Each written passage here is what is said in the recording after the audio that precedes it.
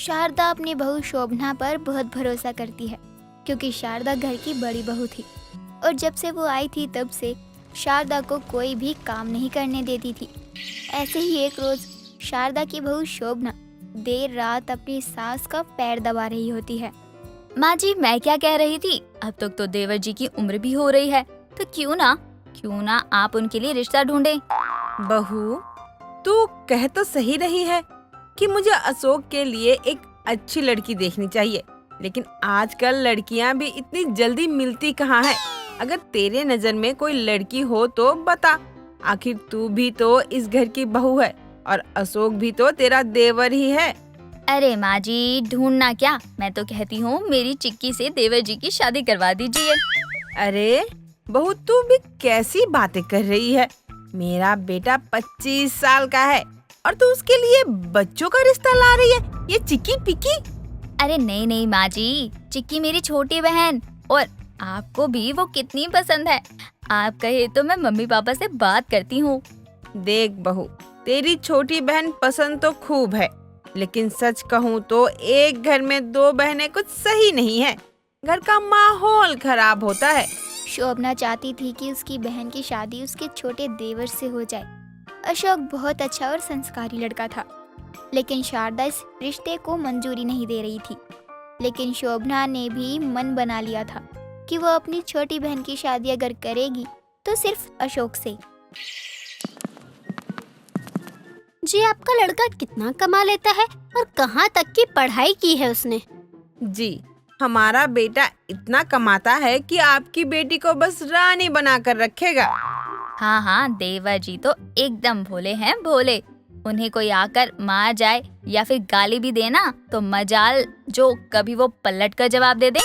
अरे इसे भोला कहते हैं? ऐसा भी कोई मर्द होता है क्या जो मार खाए या गाली सुने? कल को अगर आकर कोई मेरी बेटी को गाली देकर गया या मार कर गया तो? अरे बहन जी, अब दोस्तों को क्या ही बोल सकते हैं। कोई दूसरा आएगा तो मैं ही उसे नहीं छोड़ूंगी। लेकिन माँ जी, मर्दों को तो घर में सख्त रहना पड़ता है ना। एकदम सही कह रही है बेटी तू।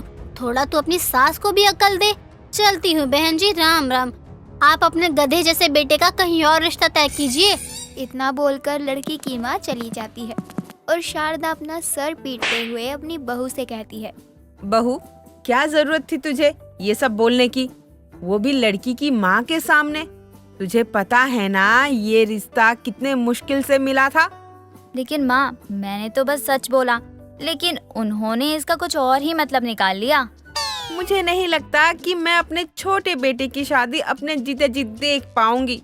हे प्रभु, ये रिश्ता भी चला गया। माँ जी, मुझे तो लगता है देवर जी पर कोई ग्रह है, वरना जैसे आप कह रही हैं कि पहले भी देवर जी के लिए कई रिश्ते देख चुकी हैं आप, कोई तो हाँ भी करता। यहाँ तो बात भी नहीं बन रही। जैसे भी बहू, जाने अनजाने में तूने एकदम पते की बात कही है। मुझे भी अशोक की कुंडली मिलवानी होगी। अब अगले ही रोज शोभना एक पंडित को घर बुलाती है और अशोक की कुंडली दिखवाती है, जिसमें वो पंडित अशोक पर बहुत से दोष और ग्रहों के बारे में बता देता है। ये क्या कह रहे हैं पंडित जी? इतने सारे दोष और ग्रह है मेरे बच्चे पर। तभी मैं सोचूं, ना तो मेरे बेटे के चेहरे में कोई दिक्कत है, ना ही उसमें किसी और चीज की कमी है। तो ये देखने वाले मेरे बेटे को पसंद करने से पहले ही मना क्यों कर देते हैं? माँ जी, जो मैं पूरी शिद्दत से चाह लूँ ना, उसको पूरा करने में अगर पूरी कायनात भी मेरे खिलाफ हो जाए ना, तो मेरी कोशिश नाकाम नहीं होती। ये पंडित मेरा लड़की वालों के कान भरने का काम भी मैं ही करती आ रही हूँ, तो जीत आपकी कैसी हो सकती है? शारदा बहुत परेशान हो जाती है और अब वो ये बात अपने बहू और बेटे से कहती है। माँ, अगर पंडित जी ने कहा है कि अशोक की कुंडली में दोष है तो होगा। आप एक काम कीजिए, अशोक की शादी मेरी साली चिक्की से करवा दो। फिर घुमा फिरा कर वही बात। मैं नहीं चाहती कि मेरी दोनों बहुएं एक ही घर से हो। माँ, लेकिन आप ये भी तो देखो, अशोक की शादी की अभी एकदम सही उम्र है। अजी, मैं तो बहुत समय से माँ जी को कह रही हूँ, लेकिन माँ जी है कि मान नहीं रही। अच्छा ठीक है, तुम लोग इतना जिद कर रही हो तो मैं इसी रिश्ते के लिए हाँ करती हूँ। सच्ची माँ जी, क्या बात है, देवर जी और चिक्की की जोड़ी नजर ना लगे। लेकिन बहू, मैं इस शादी के लिए हाँ तो कर रही हूँ, लेकिन याद रहे जिस दिन तुम दोनों बहनें ने मिलकर घर में कलेश किया, मैं दोनों को घर से निकाल दूंगी। अरे माँ, कैसी बात कर रही हो आप? अरे दोनों बहनों में ना बहुत प्यार है, दुनिया इधर से उधर हो जाए, लेकिन ये दोनों बहनें ये झगड़ा नहीं करती एक दूसरे से। अब जैसे ही शोभना की सास शारदा अपने छोटे बेटे अशोक की शादी अपनी बड़ी बहू शोभना की बहन से फिक्स करती है, सारी चीज़ जल्दी जल्दी में निपटा भी देती है और लगभग 15 दिनों के अंदर शादी करके शोभना की बहन चिक्की अपने ससुराल आ जाती है। अरे बधाई हो शारदा, आखिर तूने अपने छोटे बेटे की शादी कर ही ली। हाँ हाँ कमला, बस अब बच्चों की शादी से बेफिक्र हो गई हूँ। अरे आजा, बहू को देखती जा। अरे शारदा, तेरी बहू का चेहरा इतना आम क्यों है? कुछ खास तो लग नहीं रहा तेरी नई नवेली बहू को देखकर, पर मुझे ऐसा भी लग रहा है कि मैंने तेरी इस बहू को कहीं देखा है शायद, पर कहाँ याद नहीं है। अरे कमला, तू भी कुछ भी बोलती है। मेरी बहू को देख, हीरोइन फेल है इसके सामने, और तू है कि मेरी बहू की बुराई कर रही है। और तू करे भी क्यों ना, तुझे तो जलन हो रही होगी। आखिर शारदा ने अपने बेटे के लिए चांद सी दुल्हन ढूंढ ही लिया। अरे वो बात नहीं है, 1 मिनट मुझे शांति से सोचने दे पहले, मैंने इसे कहीं तो देखा है। अरे ये तो मेरे ससुराल की साइड की है और माँ जी भी इसका सही नाम ले रही है, कमला कमला। एक बार याद आ जाए कि मैंने शारदा की नई बहू को कहाँ देखा है। अच्छा तू सोच, तब तक मैं तेरे लिए चाय मंगवाती हूँ। ना जाने तूने मेरी बहू को कहाँ देख लिया जो इतनी बेचैनी हो रही है। याद आ गया शारदा, याद आ गया। अच्छा तो अब बता भी दे, कहाँ देख ली तूने मेरी बहू को, ये नूर सा चेहरा आम होते हुए? अपने मायके के सबसे अमीर जमींदार के घर में देखा है मैंने तेरी बहू का नूर सा चेहरा। कमला के चिल्लाने की आवाज से वहाँ केशव और शोभना भी आ जाते हैं। अरे कमला, तू ये क्या कुछ भी बोले जा रही है? कहना क्या चाहती है, साफ साफ क्यों नहीं कहती? अरे मैं सच कह रही हूँ, मेरे गांव के जमींदार भैरव की ये दूसरी पत्नी है, ऐसा ही कुछ नाम था उसका। अरे कमला काकी, आप ये कुछ भी कह रही हैं। अरे तू चुप कर बहू।